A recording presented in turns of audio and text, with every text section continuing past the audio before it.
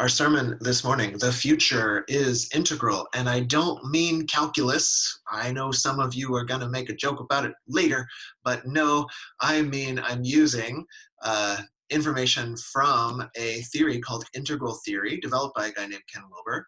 And today, I want to share some insights from that theory. There's also a lot of research in the background. I don't want you to take my word for it, but we don't have time to do all of that. I sometimes try to do that in a sermon. It makes for quite a long sermon. So I'm just going to tell you the insights that inspire me and give you resources to go look it up on your own later.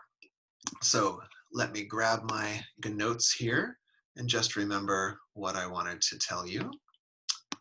And away we'll go. Seems like there are more buttons to press this morning than usual. Here we are then. So have you noticed, this is my first question to you, congregation. I will take a look at your faces to see if we're generating rapport. Have you noticed that it seems like the conversations are getting louder, but the understanding between people is getting less? Have you noticed this? The volume, the frequency of words, the talking over one another has gone up, but the compromises, collaborations, mutuality seems to have gone down. I think many of us could notice this. I think this may not even be a partisan view of mine. I do have plenty of partisan views, but I don't think that's one. I think all sides of the aisle would agree the volume is increasing while the understanding is decreasing. I think maybe we saw this in some of the recent televised debates, increasing volume, and it feels almost like, even though, in some cases there are plexiglass dividers and in other cases there aren't, it seems like there are dividers, that people are just having two different conversations rather than any mutual conversation at all going on in the middle. We're somehow boxed in, like the echo chamber perhaps in the COVID reality has become even more literal, as well as expanding in its figurative sense. Would you agree, I'm still looking at you to check for rapport, that it seems like we are in, okay, you're probably tired of hearing unprecedented, but it seems like perhaps we're in a time of unprecedented human crisis, And what I'd like to share with you today is not a denial of sort of the danger and the discomfort that crisis brings, but also a vision that implies a little bit of hope. So according to integral theory and its parent theory from a professor named Clare Graves, that's C-L-A-R-E, in case you want to look them up, Clare Graves, humanity has gone through a number of crises that tested the adaptability of Homo sapiens. Again, I'll put a plug for Yuval Noah Harari's book, Sapiens, A Human History something, something, something. Really great book. It's a page turner. I started reading it to help prop me up for this sermon, and then I found myself reading it until 10 at night. So really great book. But at each point in our history, according to spiral dynamics, we were hunter-gatherers for a while. That was cool. And then what Harari calls the cognitive revolution is we moved into an agricultural revolution. And then that brought with it a number of problems. So agriculture allowed our species, Homo sapiens, to expand in a lot of ways. And then it also brought a bunch of illness and a bunch of famines and a bunch of droughts. And we had to learn a number of tools to adapt ourselves to this new way of living. Then came along, agriculture allowed us to become better warriors. And so then humanity had to learn how to live in a warlord society and fight each other. And then that gave birth to these great mythic institutions. And that gave birth more recently to science and the scientific worldview. And the scientific worldview, in case you haven't noticed with Hiroshima and Nagasaki and climate change, all gives us great power. And also, well, if we were Spider-Man, it would give us great responsibility, but we're not all Spider-Man. It also gives us great problems that come right along with it. We can create more stuff, and we also send the waste products of it out into the ocean. So at each phase, there's a double-edged sword. And it may be, like Clare Graves proposed, that each time we invoke a new crisis, it forces us as a species, as a world culture of humans, to grow to a whole new level of possibilities than we've ever seen before. So the future, my friends, I will propose to you today is integral. To find out what that means, stay tuned. Here we go. Away we go. Okay, we got to review our human history. At the dawn of time, we humans were fused with nature. It was actually hundreds of thousands of years. One thing I just learned is that for quite a long time, until about 10 or 20,000 years ago, there were at least 6 species of humans living on planet Earth. There were the Erectus and the Denisovians and the Solo something or others. And of course, we all know Neanderthalis and a bunch of, I thought that those were like a chain going back, and then there was us. But actually, we just outcompeted all of those guys after the agricultural revolution, but there were a bunch of different kinds of homogeneous folk living on the earth at the same time. And what it looks like is, while most of us, until about 200,000 years ago or so, we didn't really differentiate ourselves from nature. Harari calls it the cognitive revolution. We weren't really thinking about it yet. We were kind of living like many of the other creatures on our planet from these instinctual drives. And one of the pieces of good news is that it didn't let us do what Homo sapiens do best, which is modify our environment in all of these ways that suit us, so that rather than nature limiting us like all other species, we actually gained a type of boundlessness, which has caused a number of crises for us. So, long, long ago, we were fused with nature, just like if you were a little bitty infant at the first parts of your life. Our best psychological theories that we know so far say you don't have a sense of a self. You don't actually have an ego. Me and Blanky and Mommy and all of this stuff are in still, I believe they even sometimes still call it the infantile oceanic experience, right? Slowly by slowly, about 200,000 years ago for Homo sapiens, we start to differentiate ourselves in the cognitive revolution. For a little baby, they bite the Blanky, that doesn't hurt. They bite their finger, ow, that hurts. They bite Mommy, something major happens, right? So we start to realize, oh, me is different than thou and it. Me is different than thou and it. And so this first wave of human evolution, according to many theorists, is the animist wave of human evolution. In a baby, this is where magical thinking comes into play. We cry, and milk magically comes from the goddess, from Hathor, the cow of heaven. Nourishment comes to us. We cry again, and snuggles magically come from the goddess.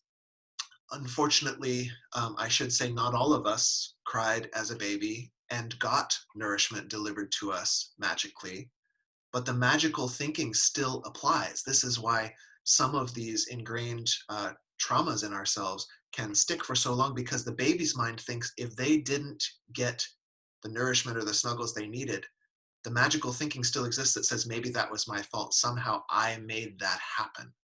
So this magical thinking was also a good 170 odd thousand years of our human evolution. We wandered around and the spirits told us where to hunt, and the spirits of the trees of our native land gave us messages and wisdom. We were not quite fused with the environment, but we were quite informed by the environment, as if everything had a spirit with which we could communicate. This lasted until we began the agricultural revolution 9 or 10 or 20,000 years ago-ish, where we started to learn, the theorists say, we started to learn how to, the animals that we hunted, if we could pen them in a valley and block it off, then we wouldn't have to hunt them. They would just stay there. right? Even earlier than that, we might have figured out as early Homo sapiens that if you kill off the predators, there's less competition for your food source. Or if you leave alive the pregnant mothers, or if you, after we learn to pen them in these things, maybe later, if you kill off the ones that are less docile or faster, and you leave the slow ones to be alive, that we could take a part in natural selection. Wow. And in this time around the agricultural revolution, we also learned we could do the same thing. We could domesticate different plants. And in this domestication, it gave rise to what they call in integral theory the warlord period, because once you have a farm and a homestead, you have to protect it. And all around the world, again, in Harari's book, he notes the rise in Homo sapiens on Homo sapiens violence with the dawn of domestication of animals and with the domestication of plants in agriculture. So we've grown 150, 90, 200,000 odd years of animism and fusion, near fusion with nature.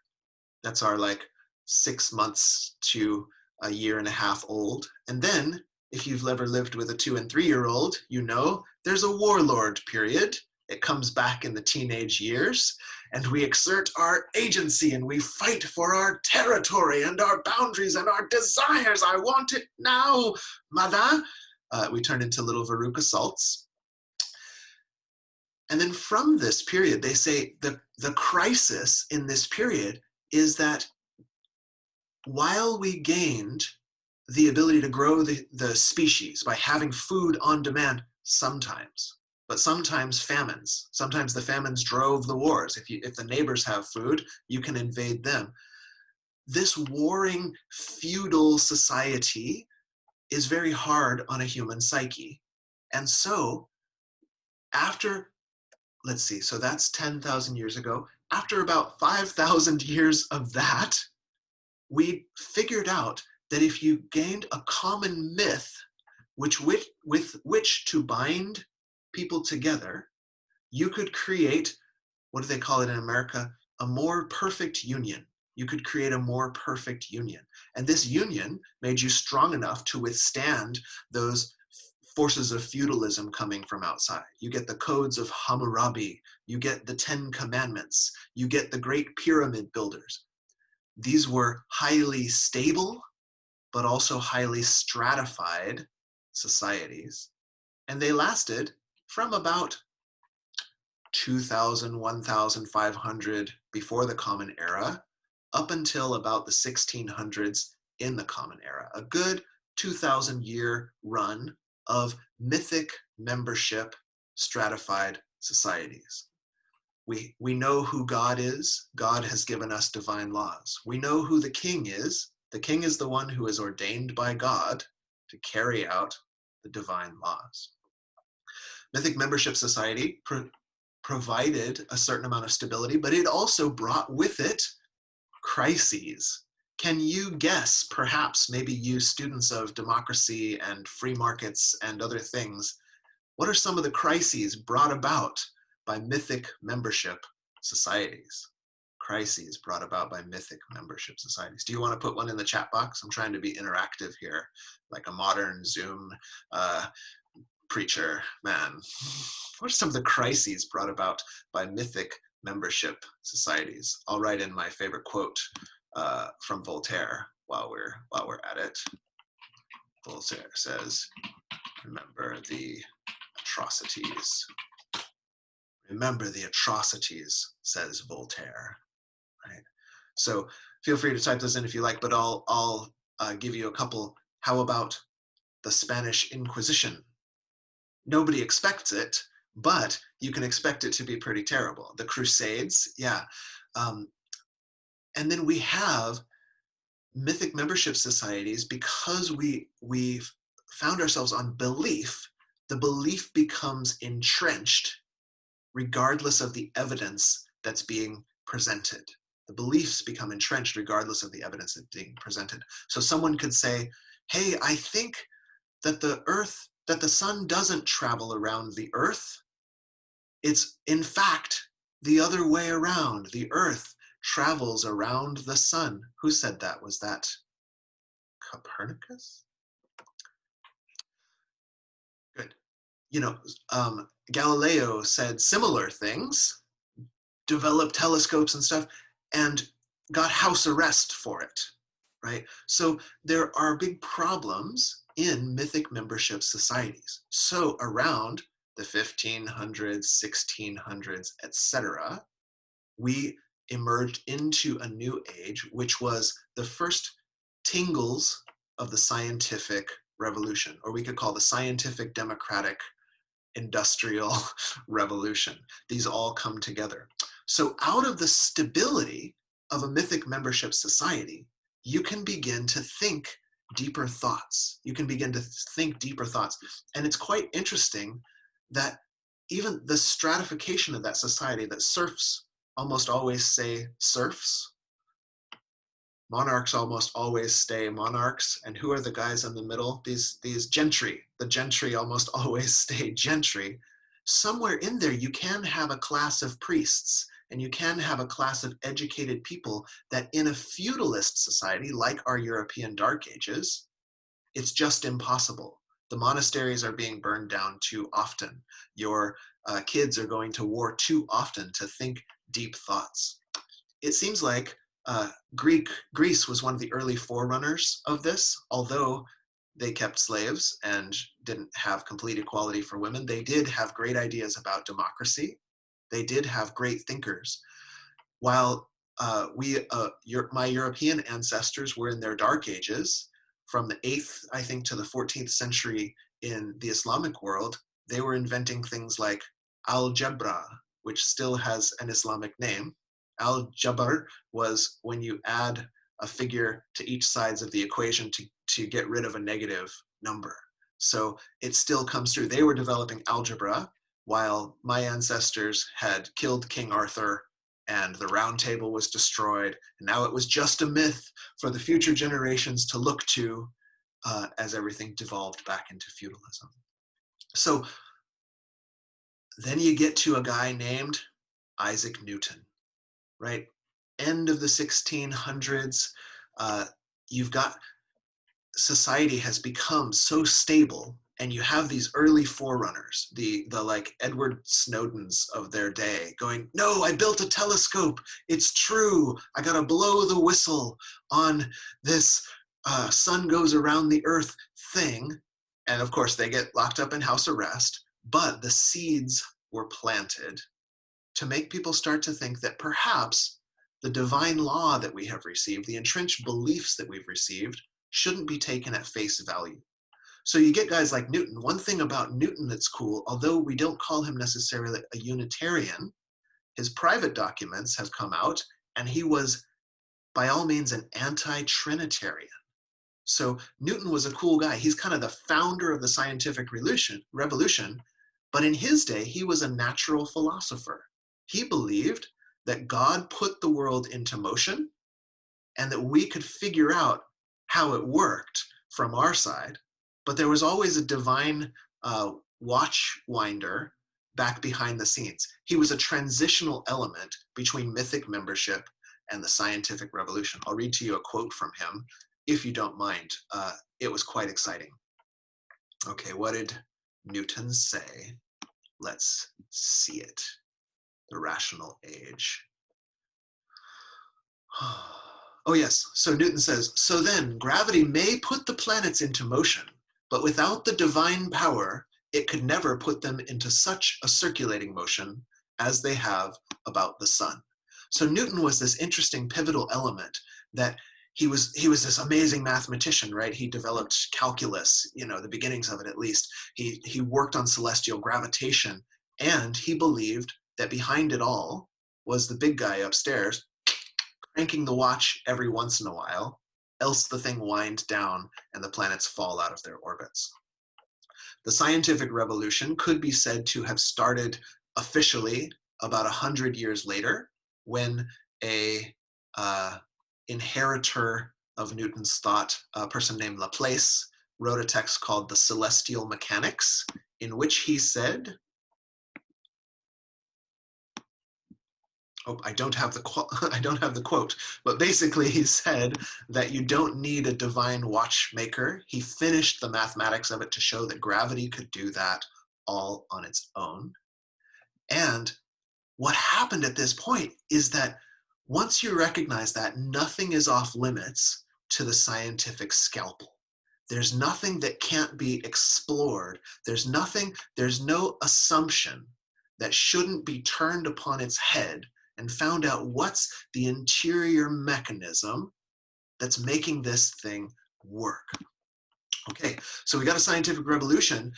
The interesting thing that happens then is that rulers by divine mandate are also cast down at this time, because the assumption that they should rule, that there's something sacre bleu, sacred in their blood, is also flipped on its head, and the theme of self-empowerment and self-direction erupts in French philosophy, in American philosophy, and soon percolating out into the entirety of the world. Wow, the scientific revolution, the democratic revolution, all happening at the same time. How do these lead to the industrial revolution? Well, obviously you can't have industry without science. There's a whole rabbit trail of steam trains, engines that I could take you down, but we're not going to go there for the sake of time. You can tell I'm a little excited. This is only me on half calf, but scientific revolution is exciting. Um, but the thing is, it's about self-empowerment. Our free market capitalist society comes out of this same movement. The Adam Smith, the Maynard Keynes, who was a guy who actually bought all of those texts from Newton that were secret, that showed he was an anti-Trinitarian. Their whole theme is about, if you let people direct themselves, if you let economies direct themselves, if you take this achiever mentality, you can accomplish anything. This is kind of the war cry, even now, of American businesses. Okay, but there's a crisis here too. Even though we are still inheriting the scientific and cognitive revolutions here. Oh, I got 3 minutes to go, but we're going to do it. It's too exciting, excuse me. Industrialism alone doesn't end slavery. In fact, even though it started a little earlier, we could say that this self-empowerment revolution actually was a great driver of slavery. The capitalist movement was a great driver, first of enslaving other people, then creating debt slaves in company towns, like railroad company towns, because the dark side of the theme of self-empowerment also means that if you succeed in the world, it's because you tried harder. If you have great wealth, abundance, etc., there's a social Darwinism built into it, a theory that came around in this same cultural wave, that those who thrive are somehow better people than those who don't. We came back to the right of kings through the side door, and we injected a soul level ableism into our world culture. This crisis came to the surface starting in the 1930s, bubbling in the 1950s, erupting in the 1960s, and we can see this crisis continuing to erupt today.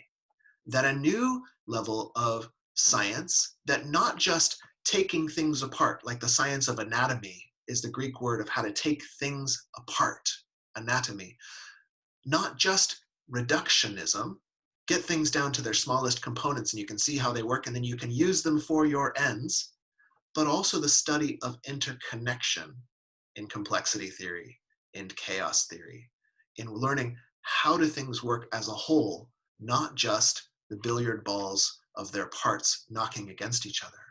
And somehow, as these insights came up scientifically, they also influenced us sociologically. That social Darwinism leaves the most vulnerable of us behind. That achiever mentality, that if we just fund our job creators, you know, the oil companies mostly, the weapons manufacturers, if we just fund these great job creators, that rising tide should raise all ships. And we found that this just isn't true. Zorro, I see Zorro there on my camera. So the next great meme, and the meme that we are existing in now, is the meme of sensitivity and connectivity. And how do we all work as a great organism together?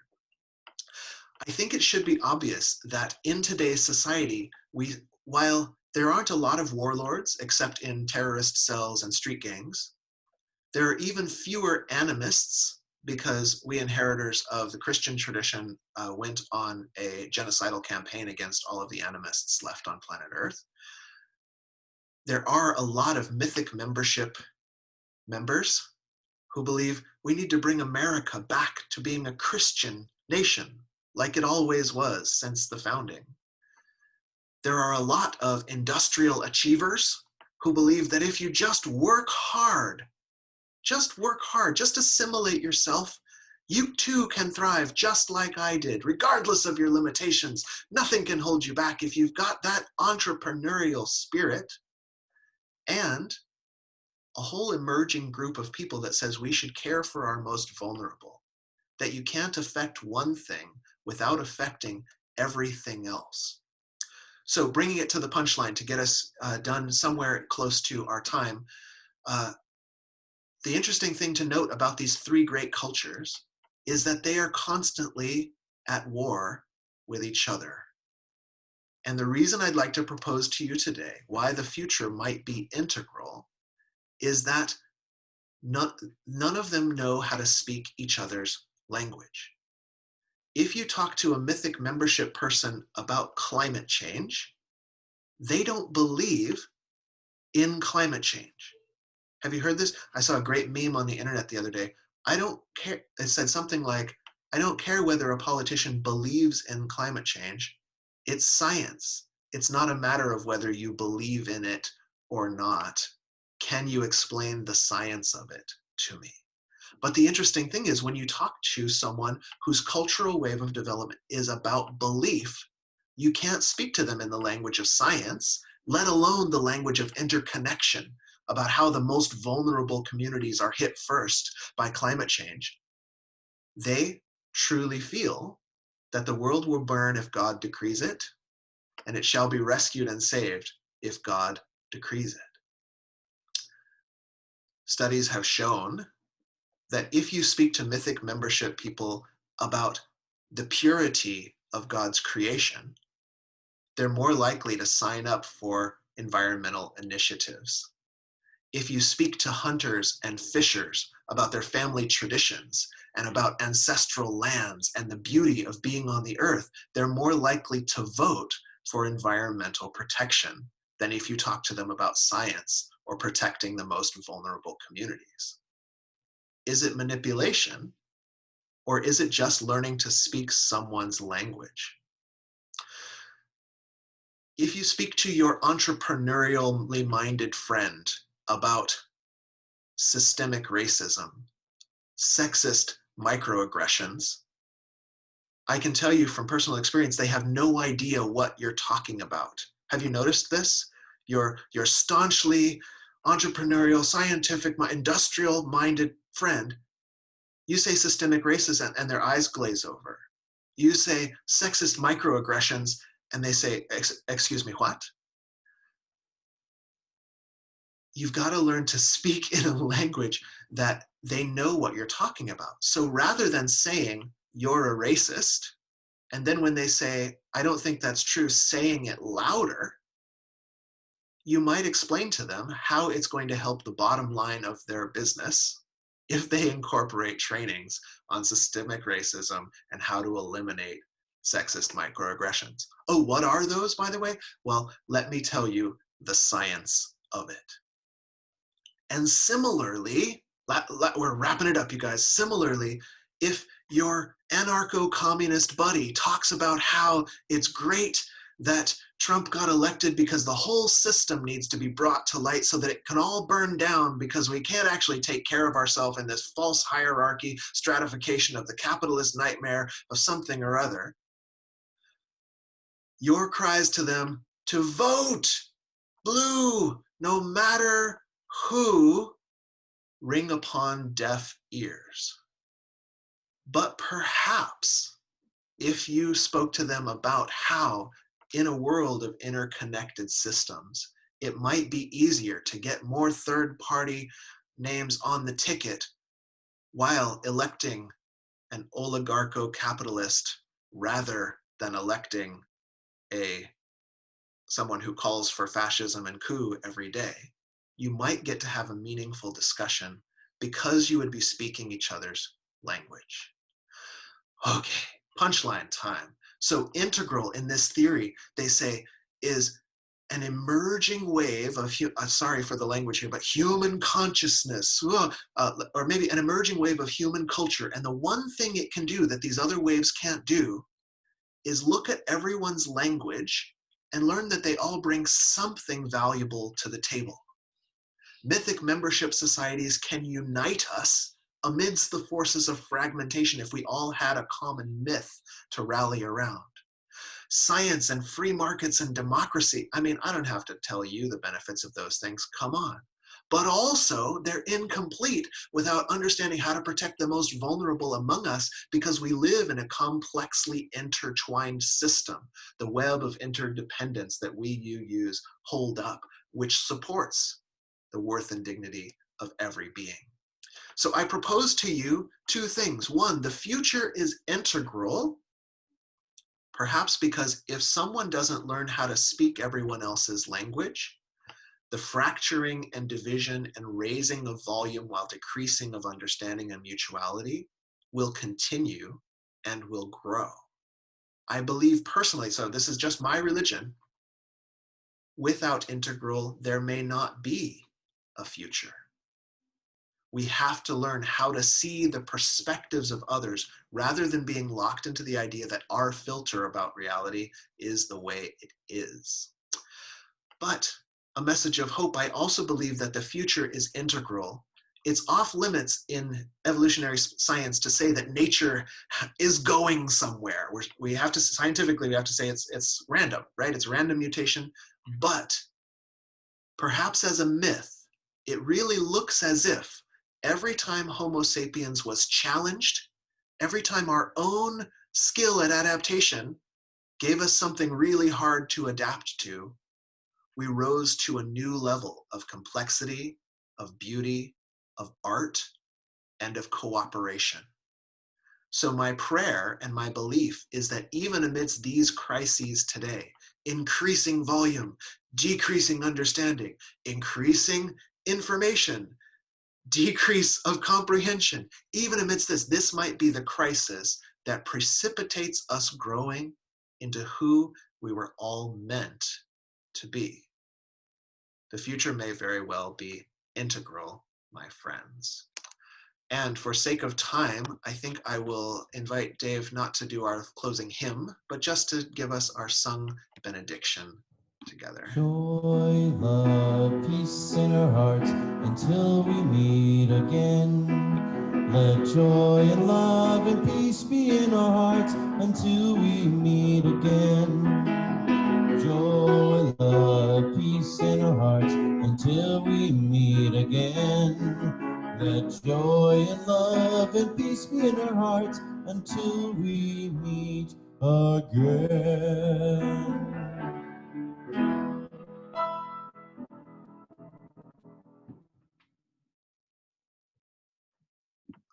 Thank you so much for being here this morning. Thank you, Dave, for